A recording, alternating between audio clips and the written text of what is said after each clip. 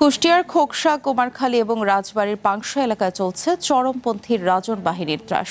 তাদের বিরুদ্ধে আছে হত্যা, হামলা, লুটপাট, চাঁদাবাজি ও মাদক ব্যবসা নিয়ন্ত্রণ সহ নানা অপরাধের গুরুতর অভিযোগ। স্থানীয়দের দাবি, পুলিশের সঙ্গে সুসম্পর্কের কারণে এ বাহিনী ধরাছোঁয়ার বাইরে থাকে। অন্যদিকে পুলিশ বলছে রাজনকে আটকের চেষ্টা চলছে। নগদ নিয়ে এলো হার না মানা হার অফার। সর্বনিম্ন 10,000 টাকা রেমিটেন্স নগদে পাঠালে থাকছে স্বর্ণের হার জেতার সুযোগ।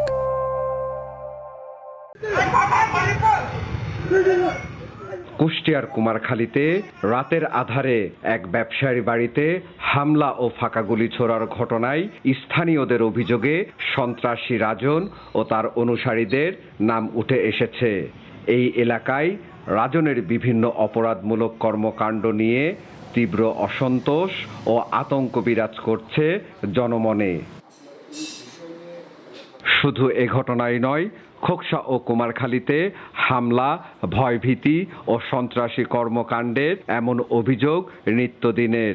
গত 6 আগস্ট রাতে খোকসা পৌর বিএনপির সাধারণ সম্পাদক ও ক্রীড়া সংগঠক নাফিজ আহমেদ খান রাজুকে পিটিয়ে ও কুপিয়ে গুরুতর জখম করা হয়। পরে হত্যার উদ্দেশ্যে চালানো হয় গুলি। প্রথম বাড়িটা আমি আমার এই হাত দিয়ে ঠেকাই, দ্বিতীয় বাড়িটা আমার এই হাতে লাগে, আমার পিছন থেকে অনেক করে, তারপরে ওই দুষ্কৃতিকারী আমার এখানে একটা কামড় লাগানোর পরে আমি তাকে ছেড়ে দিয়ে দৌড় দিয়ে গেটে ঢুকতে আমার বাড়িতে পরপর 2 রাউন্ড গুলি করে। প্রাণে বেঁচে গেলেও গুরুতর আহত রাজু এখনো চিকিৎসাধীন।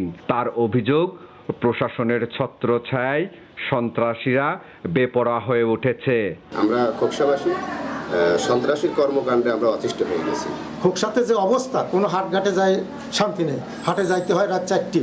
রাজনের কারণে রাজনের তো আর দেখা পাইনি, ওই ছেলেবেলে আজ ধরে নিয়ে গেছে, ওই লোকজন ধরে নিয়ে গেছিলাম। খোকসা উপজেলা 50 শয্যা হাসপাতালের সামনে দিলীপ নামের একজনের 4টি দোকান 5 আগস্টের পর দখলে নেয় রাজনের অনুসারীরা।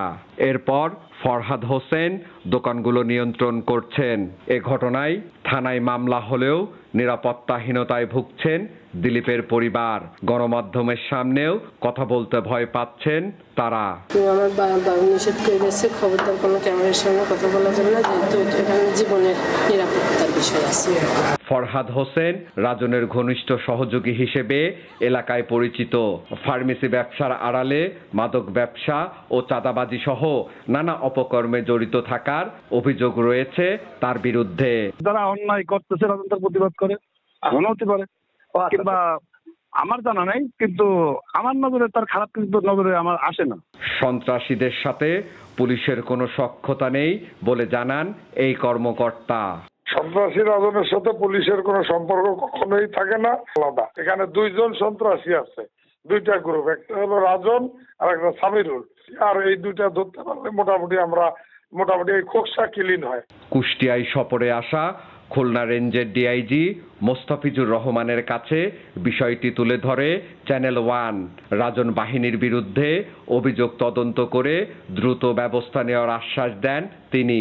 এই কেন্দ্রিক যে অপরাধ, সেগুলি কিভাবে আমরা অ্যাড্রেস করে কমাইতে পারি বা দূর করতে পারি, সে লক্ষ্যে বিভিন্ন পদক্ষেপ আমরা গ্রহণ করব।